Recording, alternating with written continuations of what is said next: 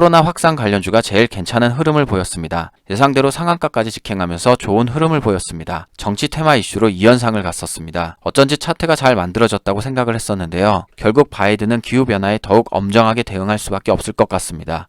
앞으로 이 이슈는 일본이 결정을 철회할 때까지 계속될 수밖에 없는 이슈가 될 것입니다. 주봉상으로 상승 삼각 패턴이 나와주고 있습니다. 상승으로 방향을 돌려준다면 급등도 가능한 차트입니다. 월봉에서 삼각 수렴 패턴이 나오고 있습니다.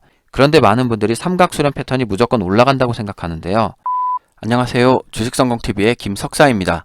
요즘 코스피와 코스닥은 사상 최고가 근처에 있거나 넘어서서 상승하고 있습니다. 주식을 갖고 있는 분들이라면 누구나 즐거워야 할 시장입니다. 그런데 생각보다 즐거운 분들은 많이 없는 것 같습니다. 개별 장세가 지속되면서 대형주나 테마주도 별로 재미가 없기 때문입니다. 개별 장세에서는 종목 잘못 추격했다가 계속 손절만 할 수 있습니다. 이럴 때일수록 지긋하게 기다리는 인내심도 필요합니다.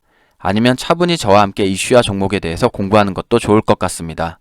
저번 주에 부상 관심 이슈와 종목을 몇 개를 알려드렸는데요. 그 중에서 코로나 확산 관련주가 제일 괜찮은 흐름을 보였습니다. 이수앱 지수는 기존 백신이 혈전 논란으로 시끄러우니 러시아의 코로나 백신 관련주를 보자고 말씀드렸습니다. 예상대로 상한가까지 직행하면서 좋은 흐름을 보였습니다. 지금 전고점을 돌파하는 장대 양봉이 나왔으므로 앞으로의 흐름도 잘 보는 게 좋을 것 같습니다. 그 외에 지금 보이는 알서포트나 우정바이오도 이수앱 지수금은 아니지만 착실히 잘 상승했습니다. 코로나 관련주는 확산 정도에 따라서 급등락이 계속될 겁니다. 그래서 상승 기대감을 갖기보다는 수익 줄 때 잘 나오는 게 중요합니다. 솔직히 코로나 관련주가 올라가는 건 별로 즐겁지 않습니다. 코로나가 빨리 끝나길 바라기 때문입니다.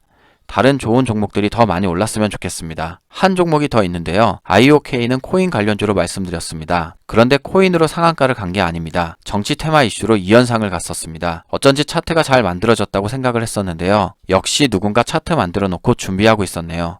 윤석열 관련주에 편입됐는데 이 종목은 나중에 다시 말씀드릴 기회가 있을 것 같습니다. 그 외에 정세균 관련주나 코인 관련주는 약간의 상승과 하락을 보여줬습니다. 주식 초보분들이라면 이슈가 끝난 종목은 그냥 나오는 게 좋습니다.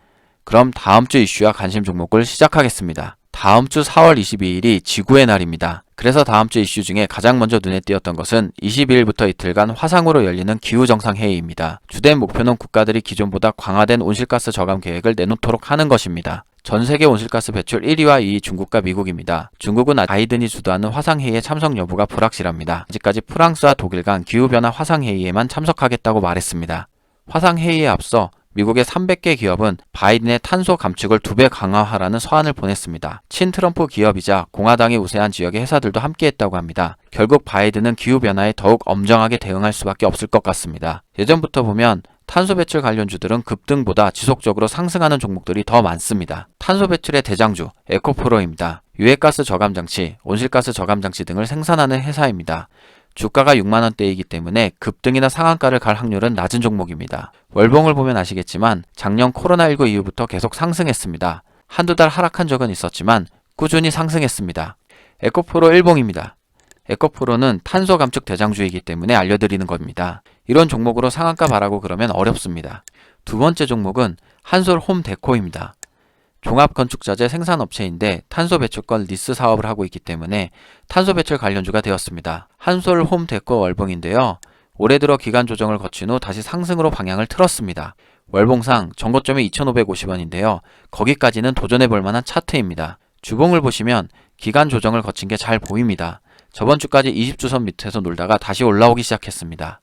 캔들을 보시면 도지형 캔들이 나왔습니다.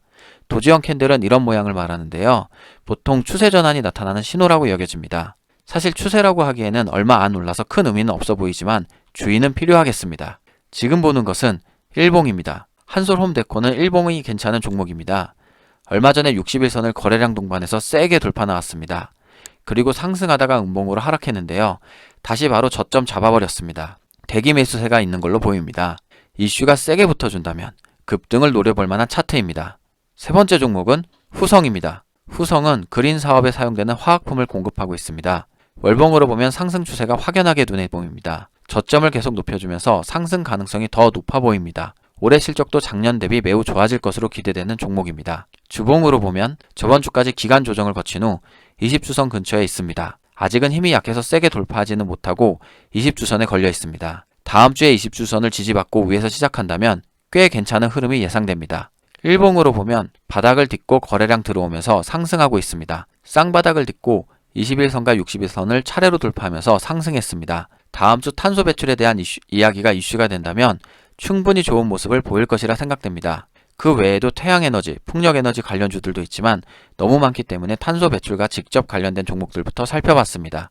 다음은 정말 어이가 없는 이슈입니다. 이런 종목을 봐야 하는 이유가 화가 나는데요. 바로 일본 정부의 후쿠시마 원전 오염수 방류입니다. 그 어떤 과학적 근거를 갖다 붙여도 일본 정부의 결정에 분노하게 됩니다. 아직 시간은 남아 있습니다. 일본 원자력 규제위원회의 심사와 승인 등이 필요해서 실제 방출까지는 2년 정도가 걸릴 전망이라고 합니다. 하지만 일본은 이 결정을 되돌릴 마음이 없는 것 같습니다. 그래서 한국의 정부와 지자체, 시민단체는 대응 방안을 모색하고 있습니다. 먼저 한국은 국제해양법 재판소에 제소를 검토하고 있습니다. 앞으로 이 이슈는 일본이 결정을 철회할 때까지 계속될 수밖에 없는 이슈가 될 것입니다. 하지만 당장 다음 주에 오르지 못할 수도 있습니다. 그래서 앞으로 계속 눈여겨봐야 할 종목임을 알려드립니다. 첫 번째 종목은 신라 SG입니다. 신라 SG는 어육 소시지 등의 수산물 가공 및 유통 등을 주요 사업으로 하는 회사입니다. 신라 SG는 매출액 대비 영업이익이 너무 작아서 회사가 겨우 굴러가는 정도의 실적을 보여주고 있습니다. 바로 차트 보겠습니다. 일봉을 보면 1월에 급등을 했었는데요. 그때 수산물 관련 이슈가 아니라 이재명 관련주로 올랐습니다. 신라 SG부터 보여드리는 이유가 여기에 있습니다.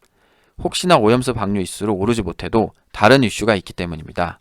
4월 중순에도 급등하고 나서 지금 조정을 받고 있습니다.